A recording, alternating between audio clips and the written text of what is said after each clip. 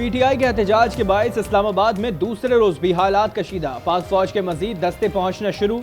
D चौक के रास्तों और श्रीनगर हाईवे की सिक्योरिटी संभाली। मुख्तलिफ इलाकों में गश्त जारी। पाक फौज को मुजाहिरीन पर लाठी चार्ज, शेलिंग और गिरफ्तारियां करने के इख्तियारात मिल गए।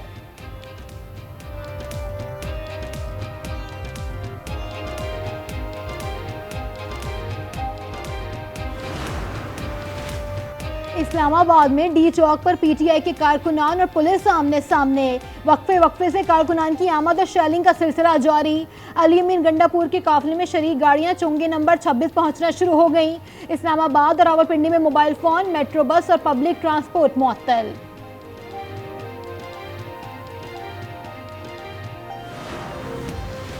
लाहौर में पीटीआई का एहतजाज। हुकूमत पंजाब ने भी लाहौर समेत 6 अजला में पाक फौज की खिदमत तलब कर ली।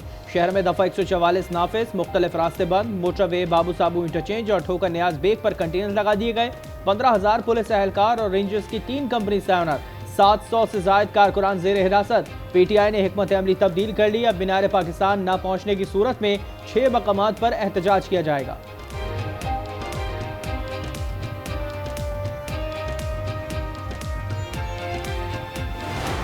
सारी सिचुएशन के जिम्मेदार सीएम केपी के हैं। उनको बहुत समझाने की कोशिश की गई है, लेकिन मेरा ख्याल में जिस तरह मैं पहले आपसे कह रहा हूँ कि कुछ अज़ाइम और लग रहे हैं, वो कोई नॉर्मल अज़ाइम नहीं है। पिछले 48 घंटे में 120 अफगान नेशनल हैं जो पकड़े गए।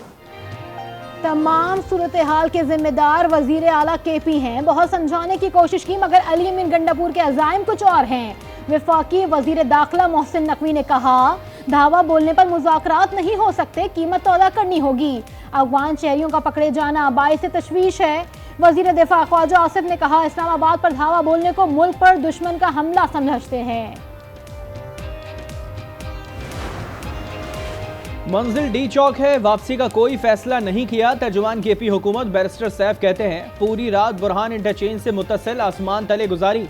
कारकुन रुकावटें हटाते रहे, अवाम को पुरअमन रहने की तलकीन।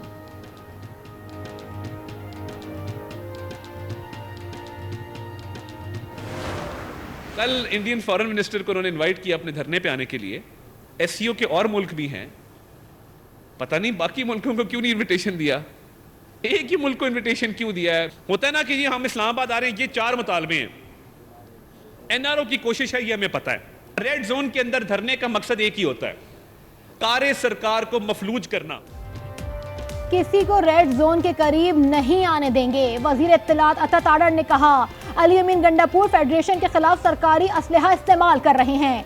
अता ताडर बोले, भारतीय वजीर खारजा को एहतजाज में शिरकत की दावत देना सवालिया निशान है।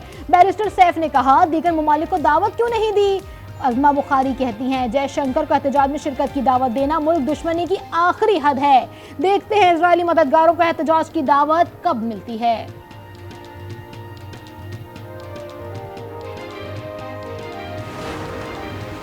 शुमाली वजीरिस्तान में सिक्योरिटी फोर्सेस से मुकाबले में 6 खारिजी मारे गए। ISPR के मुताबिक लेफ्टिनेंट कर्नल और 5 सिपाहियों ने भी जाम शहादत नोश किया। लेफ्टिनेंट कर्नल मोहम्मद अली शौकत की उम्र 43 साल थी। स्वात के इलाके चहारबाग में कानून नाफिज करने वाले इदारों का मुश्तरका ऑपरेशन, फायरिंग के तबादले में 2 खारिजी सरगना मारे गए।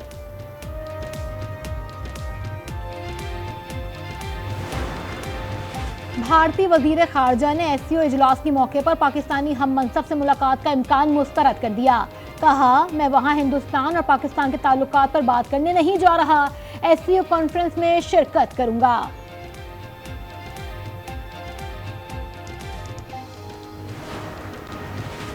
इजराइल ने गजा के बाद लबनान में भी क़यामत बर्पा कर दी। जंगी तैयारों के साथ वैक्यूम बमों का इस्तेमाल, मुतादिद इमारतें मुनहदम हो गईं। शुमाली लबनान में फ़लस्तीनी पनाह गुज़ीन कैंप पर हमला।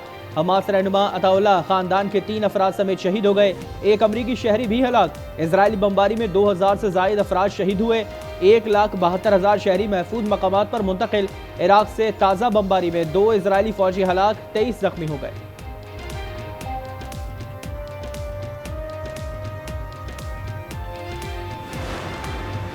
हिजबुल्लाह के शहीद सरबराह हसन नसरुल्लाह की खुफिया मुकाम पर तदफीन।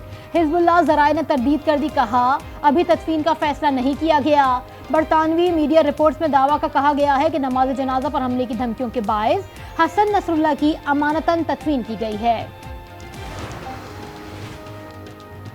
गजा में इजराइल की बर्बरियत जारी, नसीरात कैंप पर बमबारी में मजीद 8 फलस्तीनी शहीद, दर्जनों जख्मी हो गए।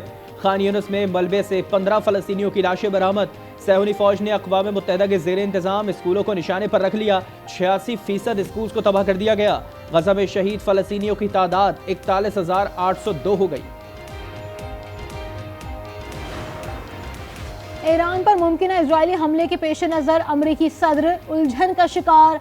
इजराइल को ईरानी एटमी असासों के बाद तेल के ज़खायर पर हमला ना करने का भी मशवरा दे दिया। कहा जानी नुकसान से भी महतात रहने की ज़रूरत है। नेतन्याहू पर जताया कि याद रखें कि जितनी मदद हमने की किसी और ने नहीं की।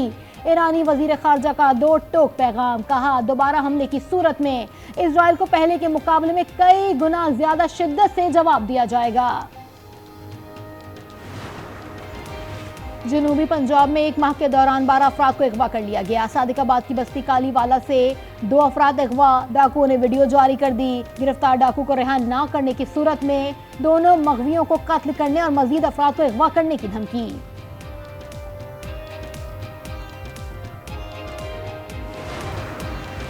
पाकिस्तान के प्रोफेशनल बॉक्सर मोहम्मद वसीम की WBF वर्ल्ड रैंकिंग फाइट में फतह।